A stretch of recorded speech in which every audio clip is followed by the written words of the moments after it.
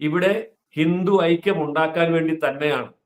ഇതുണ്ടായി എന്നുള്ളതിന്റെ തെളിവാണ് ഇവിടുത്തെ ഒരു സമുദായ സംഘടനയും പിന്തുണയ്ക്കാതെ ഇവിടുത്തെ സർക്കാർ അതിനെ നഖശികാന്തം എതിർത്തു. ആദ്യം നമ്മൾ ഓർക്കുന്നുണ്ടല്ലോ, സർക്കാർ അനുമതി നിഷേധിച്ചു. അതെ.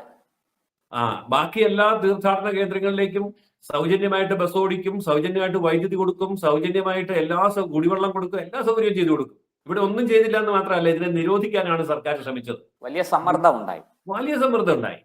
അപ്പോൾ പുല്ലുപോലെ അതിനെയൊക്കെ അവഗണിച്ചുകൊണ്ട് 26 ലക്ഷം പേരെ അവിടെ കൊണ്ടുവന്ന് എത്തിച്ചത് ഒരു സംഘടനയും അല്ലെന്ന് ഓർക്കണം. ഏറ്റവും പ്രധാനമായി നമ്മൾ ശ്രദ്ധിക്കേണ്ടത്, ഇപ്പൊ ഹിന്ദുക്കളുടെ ഇടയിലുള്ള സംഘടനകളുണ്ട്. ഇപ്പം RSS, വിശ്വ ഹിന്ദു പരിഷത്ത്, അല്ലെങ്കിൽ ഹിന്ദു ഐക്യവേദി, NSS, SNDP, എണ്ണിയാലൊടുങ്ങാത്ത 100 കണക്കിന് സംഘടനയുണ്ട്. ഈ ഒരൊറ്റ സംഘടനയും അല്ല ഈ പരിപാടി നടത്തിയത്. ഒരു സംഘടനയുടെയും പിന്തുണയില്ലാതെയാണ് 26 ലക്ഷം ഹിന്ദുക്കൾ അവിടെ കൂടിയത്. അത് സന്യാസിമാരുടെ നേതൃത്വത്തിലാണ്.